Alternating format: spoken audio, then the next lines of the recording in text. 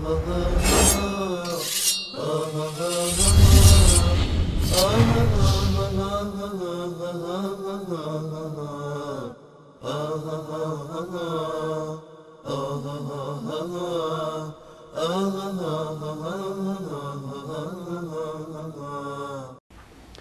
سلام علیکم بفرمایید. سلام علیکم و رحمت الله و برکاته. علیکم السلام و رحمت الله و برکاته. بسیار استاد عزیز صدای مبارک شما را میشنویم. استاد عزیز ما در نسبت همین شما یک برنامه شما را برنامه خوبی بود گوش کردم در مورد صیغه بود صیغه. خب در اونجا بسیار موردهای زیچ هم گفته شد. بعد یک موردی که من اونقدر خوب شاید نفهمیده باشم گفتن که حتی که شیعه میتونه که در راه یک زن رفته باشه اگر که میل صیغه کردن که داشته باشه شاهد لازم نیست، یعنی که حتی پرسیدن که وی شوهر دارد چنین گفته شد. من همین را یعنی خطا نفهمیدم. نه کاملا درست فهمیدید. ما سندم داریم که میگن که حتی با زن شوهردار خب اگر خطا که نباشد خب این دیگه نهایت حیوان صفتی است به فکر من. شما از حیوان چی کمی دارد دیگری؟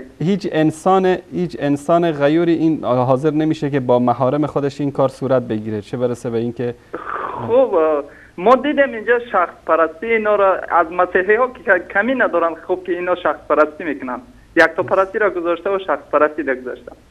بعدا این مورد زیسته که ما شنیدیم راستی بار تا همین روز خواستم که خیلی تماس بگیرم با شما نشد. بچه ها قدم جا کم در همین مورد فکر کردیم همه در یک مقصد که خوبی نهایت حیوان صفتی است دیگه. الله المستعان الله المستعان الله المستعان. تشکر شما برادر عزیز. خب استاد عزیز در حق ما دعا باشین. الله متعالف کنه شما رو. زنده باشید. تشکر شما. خدا نگهدارتون. اینا در این روایت هست. مستدرک الوسائل جلد 458 کتاب نکاح باب تصدیق المرأة في نفي الزوج والعدة ونحوها وعدم الوجوب التفتيش والسؤال ولا منها. روایت 17282 شیخ مفید که این اسمش بعد بگذاشت شیخ موزر فی رسالة المتعه میگه ان ابان ابن تغلب ان ابی عبدالله امام جعفر دروغ بستن به اهل بیت.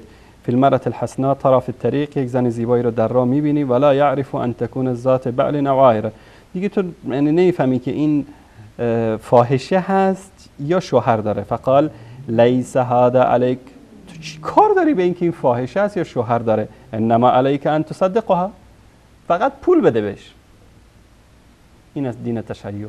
دین تشیعی که آخوندها شیخ مفید و شیخ مجلسی و شیخ کلینی و شیخ خمینی و اینها برای مردم تبلیغ میکنن. میگه این مستدرک الوسائل، دوستان خوب زوم بکنن که اینا ببینن، کتاب نکاح صفحه 458 باب تصدیق المرأة فی نفع الزوج والعده و نحوها روایت 17282 از شیخ مفید. میگه تو اصلا نپرس که این فاحشه است، شوهر داره نداره، فقط پول بهش بده، خودتو ارضا بکن، برو دنبال کارت. اینجا بعد به خاطر تشویق مردم دوستان منهج الصادقین فی الزام المخالفین از آقای فتح‌الله کاشانی در صفحه 72 ولد مطیع افضل است از ولد زوجه دائمه و منکر آن مرتد و کافر است. سوره نساء جزء 5 آیه 24 اینجا اومده تفسیر کرد.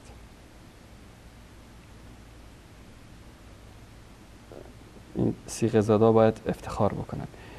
و اگر در مورد کثافتکاریایی که اینها تو کتاباشون دارن من بخوام یعنی صحبت بکنم، من 10 ساعت و 12 ساعت و 1 روز و 2 روز و 10 روز کم هست. فقط یک مطلبی رو من اینجا دوست دارم که بازم نشون بدم که این کسایی که هنوزم به دنبال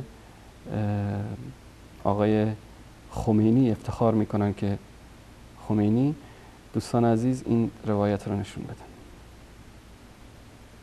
این تحریر وسیله حضرت امام خمینی کشف الله سره جلد 2 اینم شناسنامش در ایران شما رو به خدا اگر یک انسان عاقل، یک انسان با شخصیت، اصلا انسان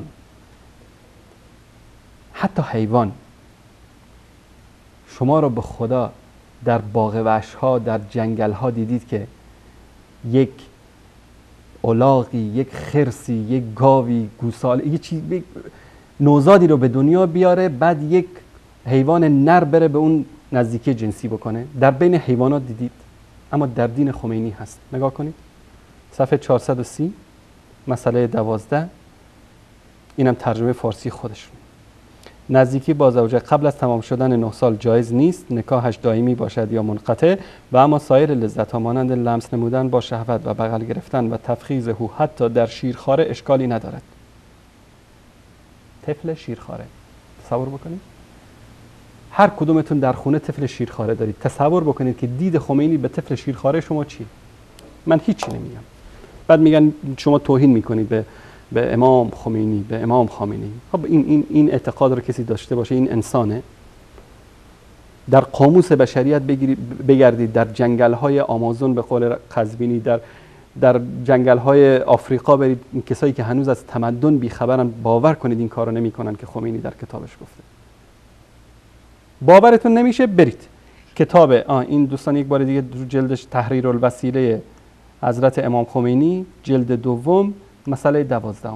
اگر تحریفش نکرده باشن، دستکاریش نکرده، سعی کنید نسخه قدیمیشو پیدا کنید، صفحه 430 مسئله 12 در کتاب النکاح. برید ببینید خودتون.